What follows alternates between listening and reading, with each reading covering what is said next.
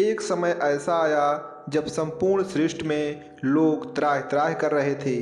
प्रकृति मानो रुष्ट गई हो, खेत सूख गए, नदियाँ भी सूख गई, वृक्ष ने फल देना बंद कर दिया और अन्न का एक दाना दुर्लभ हो गया। यह अकाल इतना भीषण था कि स्वयं देवों के देव महादेव भी इससे अछूते न रहे। शिव जी के गण भी व्याकुल हो रहे थे और बोले, प्रभु कई दिन हो गए अन्न का एक कण भी मुख में नहीं गया, अब तो कंठ सूख कर कांटा बन गया है, क्या होगा हमारा। महादेव ने गंभीर स्वर में बोला, धैर्य रखो, यह समय कठिन है पर यह भी बीत जाएगा, यह केवल परीक्षा की घड़ी है। परंतु स्वयं महादेव के मन में अनेक प्रश्न उठ रहे थे कि क्यों प्रकृति इतनी निष्ठुर हो गई। उन्होंने माँ गौरी से पूछा, जो इस सृष्टि की मूल शक्ति हैं, मुझसे और संसार से विमुख क्यों हो गई हो। और तब शुरू होती है वह रहस्यमय लीला जिसे हम आज आपको सुनाने वाले हैं, माँ अन्नपूर्णा की कथा। कैलाश पर्वत पर एक दिन भगवान शिव और माँ पार्वती बैठे थे। पार्वती जी ने विनोद में कहा, स्वामी आज मन है चौसर खेलने का। शिव जी मुस्कुराए, तो फिर खेलते हैं गौरी, पर पहले बताओ दांव पर क्या लगेगा।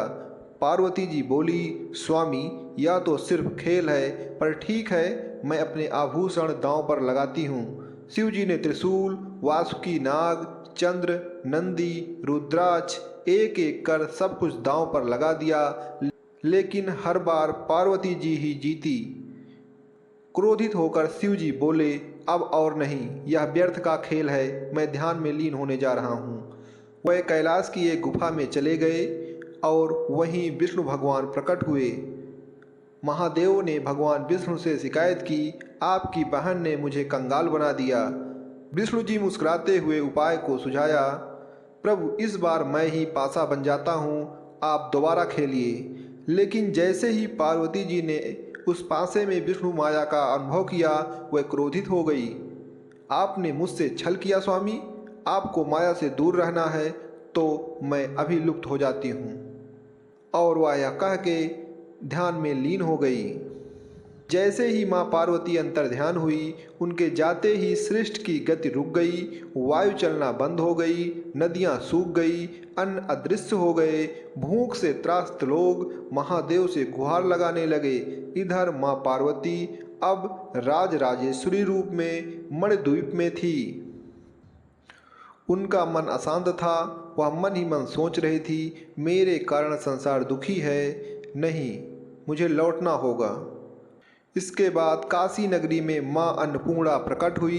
एक विशाल रसोई बनाई जहाँ पर भूखे को भरपेट भोजन मिलने लगा। लोगों ने भक्ति से पुकारा, जय माँ अन्नपूर्णा। शिव जी और उनके गण भी भूख से व्याकुल काशी पहुँचे। जब उन्होंने माँ अन्नपूर्णा को देखा तब पहचान गए, गौरी यह तुम हो।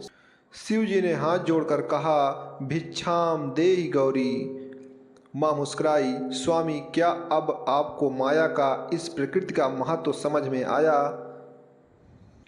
तब शिव जी ने कहा, हाँ गौरी, अब मुझे ज्ञात हुआ कि जिसे माया का कर मैं त्याग रहा था वही तो जीवन है, तुम ही तो इस सृष्टि की धुरी हो। माँ अन्नपूर्णा ने उन्हें और सभी गणों को भरपेट भोजन कराया और तब सृष्टि में फिर से संतुलन लौटा। पृथ्वी ने घूमना शुरू किया, नदियों में जल बहा, फसलें लहलहाई। माँ अन्नपूर्णा के इस रूप ने संसार को बताया कि प्रकृति और अन्न ही जीवन का मूल है, उनका तिरस्कार जीवन का तिरस्कार है। हमें इस कथा से यह शिक्षा मिलती है कि अन्न, जल, प्रकृति यह सब देवी स्वरूप हैं, इन्हें सहेजना, सम्मान देना और इनकी पूजा करना ही सच्चा धर्म है। दोस्तों, अगर आपको यह कथा ज्ञानवर्धक लगी हो तो इस वीडियो को लाइक करें, शेयर करें और सब्सक्राइब जरूर करें। जय माँ अन्नपूर्णा, जय गौरी शंकर, हर हर महादेव।